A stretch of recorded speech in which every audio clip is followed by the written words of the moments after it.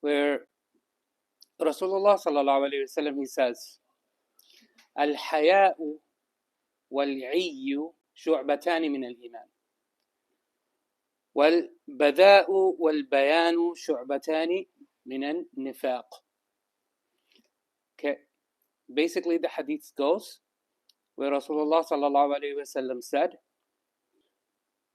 modesty and hesitation are from the branches of Iman, and having a foul mouth and just saying whatever comes in your mouth and excessive speech, that is a sign of hypocrisy. You guys may know that Rasulullah sallallahu alaihi wasallam said that Iman has many branches. There's 70 branches or more. Scholars have listed that out. There's a lot of detail there. So here we learn that now that there's branches of Iman, and then Rasulullah sallallahu alaihi wasallam also talks about branches of hypocrisy. So we're not going to get into that. But what is modesty? Modesty is when someone asks or demands of you of doing something positive, you try your best to do it. You don't say no. Does that make sense? You don't say no. You, one way or another, fulfill that positive need from somebody or the society or the community. You see something wrong, you move away. You see something lewd or indecent, you turn your face away. That is being modest. So there's a difference between being embarrassed, because embarrassment and shyness is actually harmful, and modesty is actually very positive. So you avoid the negative, you move to the positive. You have good company, you don't have negative company. People are making fun, joking around, not doing the dhikr of Allah subhanahu wa ta'ala. You move away from that and you move to something that is positive. To stress upon this example, do you know one of the names of Allah is Al-Hayy? Not Al-Hayy. Hayy means the one who is ever living. Al-Hayy, the one who has haya, the one who has modesty. How? Rasulullah sallallahu alaihi wasallam explains, Allah is so shy, he's so al-hayy, that when his servant raises up his hand, he accepts his dua before he puts down his hand. He doesn't let his dua go unanswered. What is that telling us?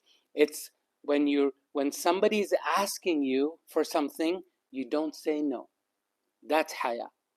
Because you feel like, I should be doing something. I have this capability. So obviously to Allah subhanahu wa ta'ala belongs all capability. So of course he's not going to let a servant who raises his hand not come down before his dua is accepted.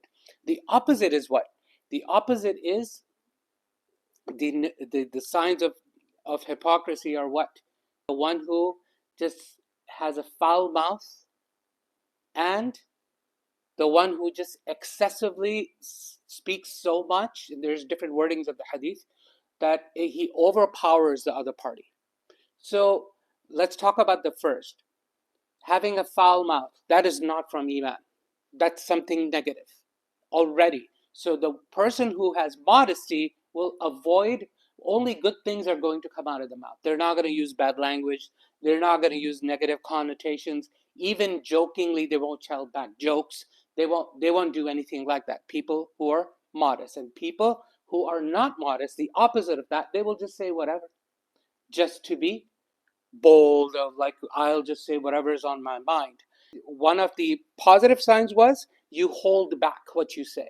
So you say little and you hold back. You don't try to overpower other people's speech, because not everybody has the same ability to speak. They're not all eloquent. Like, I'm not eloquent. I'm struggling to even speak what I'm saying right now. Other people have much more eloquence. They have a much broader vocabulary. They have a much more command, either negative or positive, to explain things in a lot of detail and use a lot of examples, right?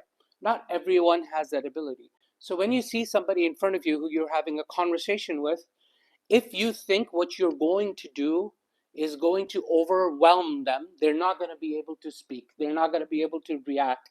They're not going to be able to respond. You're not giving them an opportunity to speak, so you hold yourself back. That's positive. Does that make sense? That's al-'i in the hadith. That's the second attribute of positivity of Iman.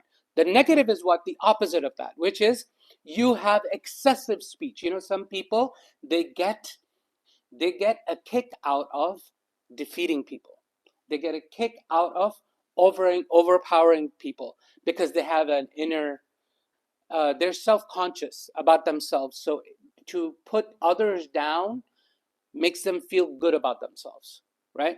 So they will try to overpower you. And Rasulullah sallallahu alaihi wasallam explains that just having a foul mouth and saying ludicrous things, or having a bad mouth and then having way excessive speech that overpower others, that's a sign of hypocrisy. Why is that a sign of hypocrisy?